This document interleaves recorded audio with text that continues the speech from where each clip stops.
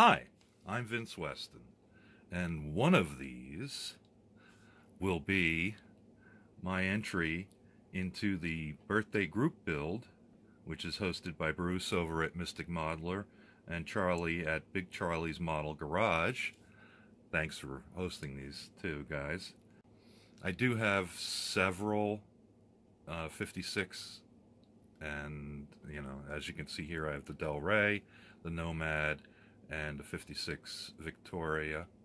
I also have an old, and I think it's an old Revell kit of the 56 sedan, and I got a couple of others too, but this one I showed you before, of course, and I have a second one of these. So that one hasn't really been in the shop long enough for me to actually build, so you can tell this guy's out. Okay. The remaining story is I actually shot my video for this build, this kit, for the group build, and then I got a nagging call from the stash because I do have all the 57, or excuse me, the 55, the 56, and the 57 Nomads, which I had for many years in the stash, and this is a better excuse, so this one's out. The old bait and switch. This is the one I'm gonna build. Is the 56 Nomad by Revell. If you can't really see it over there, but the price tag when I bought it in 1997 was $13.66, and I'm sure I got 40% off when I bought this kit, so you can do the math.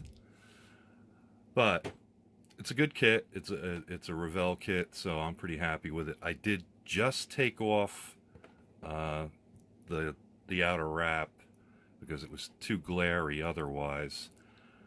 So and I was looking through the kit. Decal sheets are pretty limited. It's mostly the interior decals and a couple of license plates. There are no options with this kit. It's to build a stock 56 Chevy Nomad. Okay, so just to be clear on that.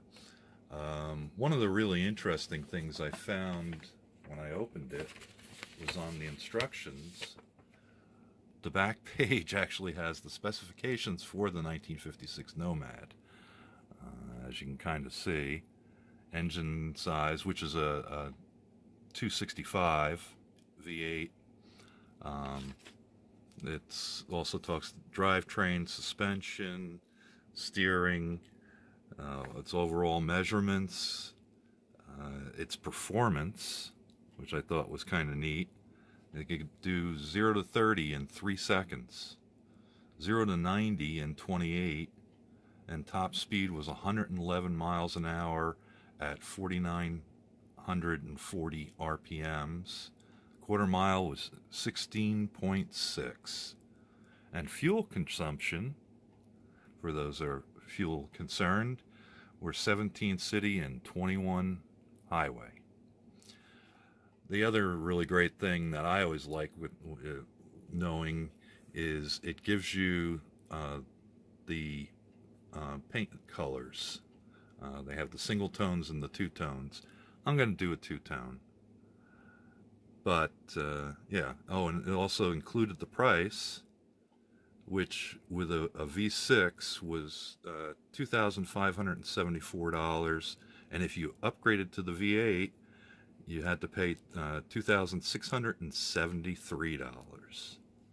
And there were 7,886 made in 1956.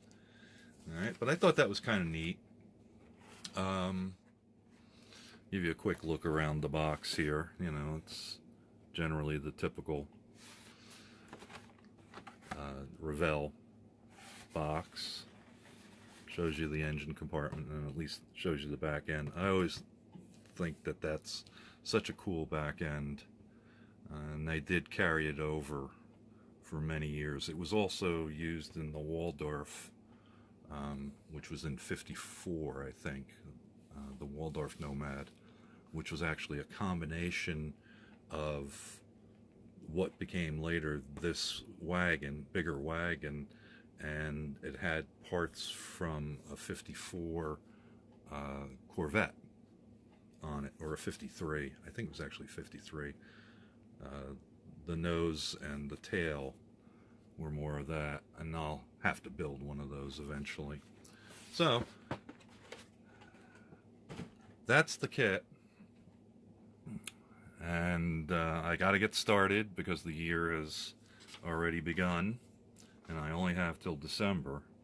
Then, since I do have a year on this, I'm going to be able to do the other group builds that I want to do, and of course the small scale group build is coming up in the beginning of February. I better get started. Maybe it won't take me till December 31st to finish it. Thanks for watching, and we'll talk to you later. Bye-bye. Thank you for watching Vincent Weston Models Foam the Dungeon.